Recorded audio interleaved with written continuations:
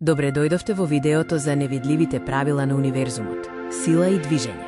Денес ќе ги откриеме тајните кодови на физиката, кои го контролираат движењето на са, од лансирање на ракета до шут на фудбалска топка. Што е сила F? Едноставно е, тоа е туркање или влечење. Силата е мерка за тоа колку едно тело дејствува на друго. Основната мерна единица е Њутон Н, именувана по еден многу паметен научник. Силата се мери со инструмент наречен динамометар. Масата М е колку материја има во тебе и се мери во килограми, килограм веда. Тежината G е силата со која гравитацијата те влече надолу, а се мери во њутни од N. Запомнете, вашата маса е иста насекаде, но вашата тежина се менува во зависност од гравитацијата, како што е прикажано со формулата G equals M asterisk G. Влегува генијалецот. Трите закони на Њутон. Исак Њутон ги открил трите апсолутни правила што контролираат са што се движи, од лизгање на скейтборд до летање во Вселената. Ајде да ги откриеме. Правило number 1 е законот за мрзеливост или инерција.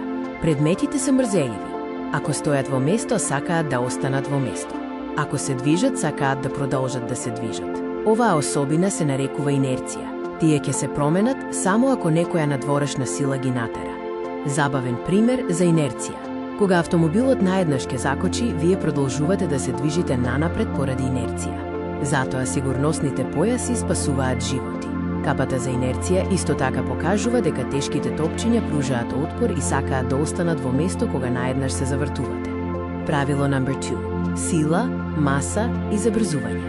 F equals M asterisk A. Сила е еднаква на маса по забрзување. Колку е потежок предметот, толку поголема сила ви треба за да го придвижите или забрзате. За да забрзате голем камион е потребна многу поголема сила отколку за мал пикап. Забавен пример. Фудбалска топка наспроти кугла за куглање.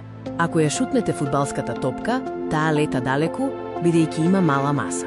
Ако ја употребите истата сила на кугла за куглање, таа едва ќе се помрдне поради многу поголемата маса. Правило number 3. Акција и реакција. За секоја акција, секогаш постои еднаква и спротивна реакција. Силите секогаш доаѓаат во парови. Ако го туркаш ѕидот, ѕидот те турка тебе назад со истата сила. Кај балонот, воздухот излегува надолу, акција, и балонот лета нагоре, реакција. Забавен пример. Ракети.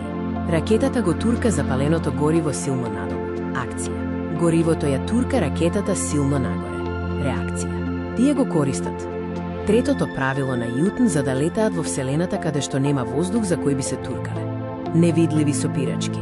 Сила на триење. Триењето е сила што се јавува кога две тела се допираат. Таа секогаш се бори против движењето.